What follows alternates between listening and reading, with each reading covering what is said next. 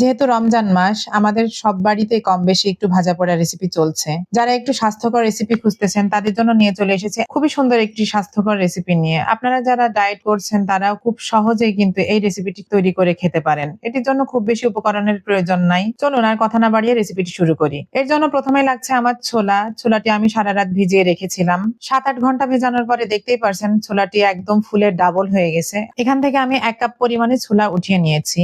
এখন আমি একটি কড়াইয়ে ছোলাটি ঢেলে দিচ্ছি এবং দিচ্ছি 2 কাপ পরিমাণে পানি, দিচ্ছি হাফ চা চামচ মতো লবণ। এখন সবকিছু একটু মিশিয়ে নিচ্ছি। এর ভিতরে আমি কোনো ধরনের তেল বা মশলা কোনো কিছুই দিচ্ছি না। আপনারা চাইলে দিতে পারেন, তবে সেটি কিন্তু স্বাস্থ্যকর রেসিপি হবে না। চুলাটি দেখতেই পারছেন আমার সিদ্ধ হয়ে গেছে। এ পর্যায়ে আমি চুলাটি অফ করে দিচ্ছি এবং চুলাটি নামিয়ে নিচ্ছি। দেখতেই পারছেন একটি বাটিতে আমি হাফ কাপ মতো সিদ্ধ ছোলা নিয়ে নিয়েছি। এখন আমি ছোলাতে দিচ্ছি টমেটো।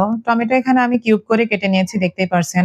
1 কাপ মতো টমেটো দিয়েছি। এখানে টমেটোতে আছে প্রচুর পরিমাণে ভিটামিন, যা আপনারা সবাই জানেন। এখানে আমি দিচ্ছি হাফ কাপ পরিমাণে গাজরটিকেও আমি এখানে কিউব করে কেটে নিয়েছি। এ পর্যায়ে আমি দিচ্ছি বিটরুটের কথা আর কি বলবো, এটি তো একটি সুপার ফুড, আশা করি আপনারা সবাই জানেন। এখন দিচ্ছি কিছু কাঁচামরিচটা অবশ্যই আপনারা আপনাদের টেস্ট অনুযায়ী দিবেন। দিয়ে দিচ্ছি কিউব করে কাটা শসা হাফ কাপ। বাটিটা যেহেতু ভরে গেছে আমি একটু বাটিটা চেঞ্জ করে নিচ্ছি, না হলে এখানে এটি মাখানো যাবে না। বড় একটি বাটিতে আমি সবকিছু একসঙ্গে ঢেলে নিয়েছি। এখন এগুলোর ভিতরে আমি দিয়ে দিলাম কুচি করে কাটা ধনিয়া পাতা।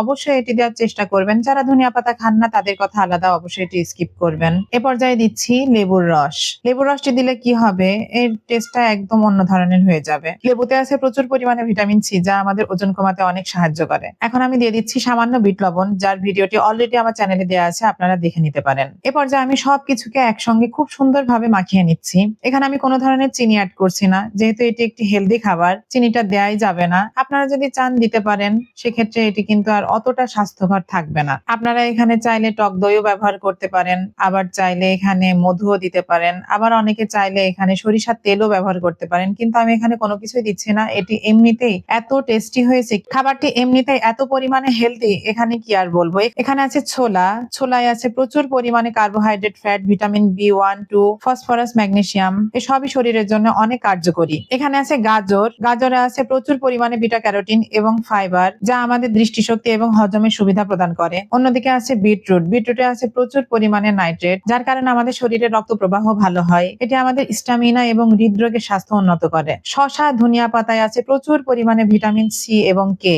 যা চোখের স্বাস্থ্য রক্ষা করে এবং দৃষ্টিশক্তি উন্নত করে। ভিটামিন সি শরীরের রোগ প্রতিরোধ ক্ষমতা বাড়াতে সহায়তা করে এবং হাড়কে মজবুত করে। এখানে দিয়েছি কাঁচামরিচ খেলে খাবার ভালো হজম হয়, ওজন কমায়, বয়স ধরে রাখতে সাহায্য করে এবং হাড়কেও শক্তিশালী করে। আশা করি রেসিপিটা আপনারা ট্রাই করবেন ঘরে, এবং রেসিপিটি কেমন লাগলো অবশ্যই আমাকে কমেন্ট করে জানাবেন।